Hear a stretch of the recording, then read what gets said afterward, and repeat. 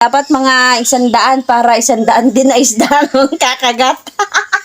Maduadlaw mga kadiskarte, aking nga po naabutan itong aking partner na abalang-abala sa kanyang paghahanda ng kanyang paraphernalia na dadaling nga po niya sa kanyang pagpalaot doon sa dagat. Anong nga ginagawa mo? Gumagawa ka ng bahadan. Yan, tawag dyan na yung bahadan guys. Yan, yung mayroong pante. Fishing hook. Dapat pante ko ang ilagay dito para maraming huli. Joke lang. Yan no. Baka pag pante ko ang ilagay dito ay baka lalong lumayo yung mga isda. Yan ang aking partner guys. Yan ang aking haligi ng aking aming tahanan. Gumagawa siya ng bahadan. At siya nga po mangingisda o magbubunit-bunit ba, may mingwit ng isda sa dagat. Yan guys, so naglalagay siya dito ng tinatawag na fishing hook. Tapos meron siyang magandang pamain, yung tulingan. Dito niya ilalagay tapos ihuhulog niya doon sa dagat. Sana naman meron siyang mahuli. Ayan, mamaya abangan natin kapag meron nga po siyang huling isda. Yan magapalaot siya maya-maya. Oh, yun. Nasipat-sipat pa nga ho niya, oh.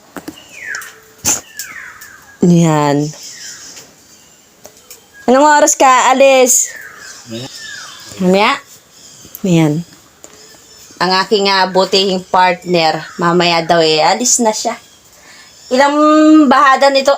Oo. Nagkapante. Aroy. Nagpante. Nagkatusok na itong hook. Pasaway kasi ako. Yan. Ilang ginawa mong bahadan? Dapat mga 100 para 100 din na isda ang kakagat. Ayan. Paswerte lang ba, darling? Yan ang ginagawa niya. Tapos, ito yung kanyang mga paraphernalia. Yan, itong nylon. Yan. Tapos, ito yung fishing hook. Yan. Yan ba? O, yan. Sana... Saborable ng nylon.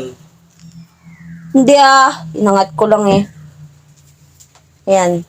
Pinagalitan na nga ho ako. At pag sabor yung kanyang nylon ay mahirap hinaboron. Tanggalin. Uy, may pakagat-kagat pa doon sa kanyang pante. Charot.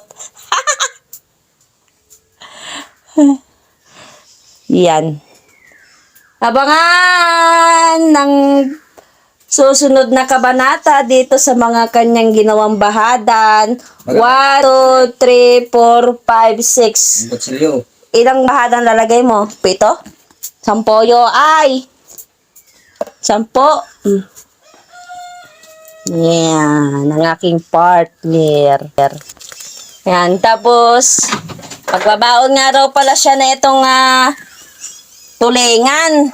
O, di ba lalaki ng tulingan? Inihaw niya nga ho din Yan. At magabaon nga raw ho siya doon sa laot. Uy. Sana naman maraming mahuli ang ating partners mamaya. Sana meron tayong magandang isda kapalit nitong mga pamain. Oh, yan.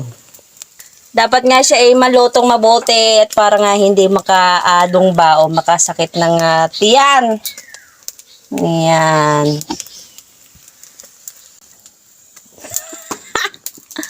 Pinaligtad na. Kinamay na po. Pirap ka pa. Kawawa ka naman. Ayan. Ang sarap nung tulingan. Ang laki. Ang aking partner. Matapos nga kami maganda na mga paraphernalia at baon nga nito ni partner ay dali-dali na nga ho kami pumunta dito sa dagat. Magpapatulong nga po pala itong aking partner na magsaog ng bangka patungo nga po dun sa karagatan. Sakto naman na dumaan si Mother Dear at si Mama Pern at kami nga po ay nakita. Ako nga po ay sinaway niya na baka ng araw ay mabigatan ako dito sa pagbuhat nga po ng bangka. Eka ko ay hindi naman ho siya kabigatan kaya naman ay tinulungan ko na nga itong aking partner na magbuhat magbubuhat na itong kanyang bangkang gagamitin. At syempre, hindi naman tayo basta-basta magbubuhat niyan kung mabigat, hindi po ba? At syempre, nag-iingat nga rin naman ako sa aking nga pong sarili. Mahirap na, hindi po ba? Kaya naman ay nag-umpisa na nga po siya magapalaot dyan. At sana naman ay marami siyang mahuli kapalit nga po ng kanyang pamain na tulingan. At sana naman sa pag-uwi niya po ay meron tayong sabawan na masarap na isda. Ay, nako naman. Ako nga po ay naawa dito sa aking partner. Gawa nga po na nga napakainit na po ng kanya nga pong pagpalaot. Hindi naman po madali makipagsapalaran sa gitna nga po ng karagatan. Yung tipong ilang oras kang mabababad sa gitna ng initan mula nga po dun sa laot. Nako, hindi po yan biro. Kailangan mo lang talagang magtiyaga. Kung minsan sinuswerte, di meron nga po kaming nakakain na sariwang isda. At napakaswerte ko na nga po dahil meron akong partner na matyaga nga naman po magapalaot dito sa dagat. At kahit papano ay nakakalibre nga po kami ng pang-ulam-ulam. Lumipas ang ilang oras na kanya nga pong pagpalaot. Yan nga po at nakauwi na kami ng bahay. Yan guys, yung nauwi niya na isda. Yan. Pinagaling lang niya ng dagat. Wow! Abang laki! Oh guys, oh. Oh, ang laki, oh. Ang laki. Abang laki. Sandali nga lang po siya nagpalaot. Tapos ito po ang nakuha niya. Gabit ang pamain niya nga po ay tulingan. Yan. Dito, Diyos, oh. Abang laki, oh. Anong tawag dito, de?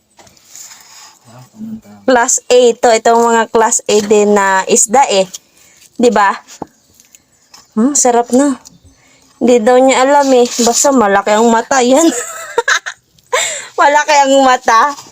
Ay, Diyos me. Pagkainit. Grabe po ang aking pawis, guys. Kaya na. Sandali, ipapakita ko sa inyo para kayong maniwala. Ayan o. Ito ay isda. Saglit lang ang aking partner. Mga siguro 2 o 2 oras yan. Yan. Ito nga po yung nakuha niya kanina. Tapos yung pagbalik niya hindi na siya pinalad.